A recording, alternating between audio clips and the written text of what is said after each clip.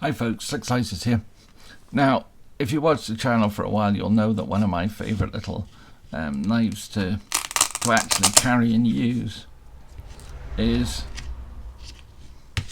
my Fallkniven 3 crowns, which comes with a nice very tight sheath. But I often carry this one when I'm in a place where I think it's alright for a lock knife. But in Scotland, where I live, part of the United Kingdom, locking knives are probably not allowed. It's slightly difficult in that the legislation doesn't ban them, but some judge one day decided it would be a good idea. It would help his conviction rate if he said to a guy who was carrying a sub 3-inch lock knife that it wasn't a folding knife, and that just stuck because we have a case law system. So once something's been said by a judge, becomes a precedent, you could overturn it, but the risk that you take by doing so is probably too much for any sane person to undertake. So I got this one. Now this one came up on Congi's knife sales. I'm very fond of Congi's knife sales, partly because he does trades, but also because it's quite good for selling knives.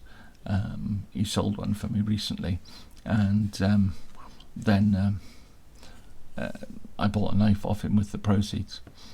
So anyway, this one is their LTC, which stands incidentally for legal to carry. It's not easy for me to get out of the case, but this is a knife that comes in a really smart little box, and it would be easy enough almost to say that you could buy it just for the box. Not of course that you're going to use the box to carry it, but it reminds me of the sort of pencil case boxes that I used to have when I was a school child. Now this says on here, Fallkniven quality knives, Sweden. Now it's quite true.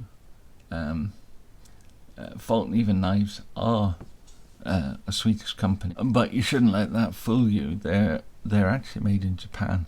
It's reputed that they're made by Moki, but they're certainly made in Seki City. It's the sort of thing that knife companies are reluctant to confirm, but if you ask Fallkniven, they'll tell you without any question that even knives that are marked like the 3 crowns is very conspicuously marked Sweden. It's not made in Sweden at all. It's made in Japan. But I digress, because that's not really what we're here to talk about. I want to talk about this knife here, which is the Fallkniven LTC, legal to carry. Comes in this little box. It's quite a nice little box. It rattles, of course, and the lid doesn't stay on, so you wouldn't want to carry it in the box. But it's a nice marketing piece, and I suppose it saves them, including a slip, which is probably what most of their knives do. In fact, most of the knives turned out by Moki come with a slip. So another kind of suggestion. But anyway, we didn't buy this just for the box, or maybe we did. I don't know. Can't say for certain. I bought this because it is a legal to carry knife just about anywhere, but it's also a Fallkniven, and it's also made in Japan, and it's also got rather finer steel than you would get on a sort of a Swiss Army knife or other little small penknife.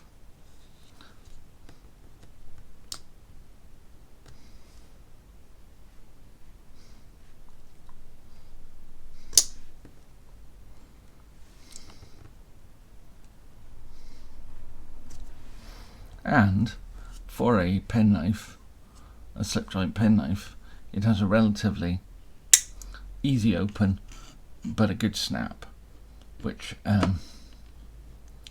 appeals to me. I know other people say the pull is too light, but I would say it's still a perfectly solid 6. But you know, it's easy enough for me to open. If I can open it, anybody can open it. Markings on it, obviously it says the LTC, but also there it says 3G steel. Now 3G steel is the same stuff as is used on the 3 Crowns, and it's a laminated steel, I think. Of course, laminated steel is a very much a Japanese thing, but you can see the lamination line. There's the bevel, and then just behind the bevel there's the lamination line, which just appears when you get the light on it right. And you get the same on the back. And of course, on here it still says Sweden. Now it does say FAB Sweden, which would sound to me right fabricated. So maybe just maybe this knife is in fact made in Sweden, but I don't believe so. I don't believe they make any of their knives in-house. You can just about also make out the lamination in the back. The fit and finish is very good, considering this is a relatively inexpensive knife. Depending on where you buy them, they can be bought for around £60 to £80 in the UK, which is you know, it's not a bad price for a reasonably exotic sort of knife. As I say, it's got a great action. You've got a hole here for a small lanyard if you want to put one on it, maybe just a wee fob. I don't know that you'd want to put this on a keyring because that anodization, and they're available in many different colours. I believe this is actually supposed to be red, but I would have said it's more of a pink. But you know, they were. It's totally ambidextrous as well. The only thing that differs from one side to the other really is the writing. You've got nail nicks even on both sides. Now I don't know that that matters a great deal. I'm so long in the tooth, I've been using nail nick knives for over 50 years, so I'm used to the nail nick always being on the same side.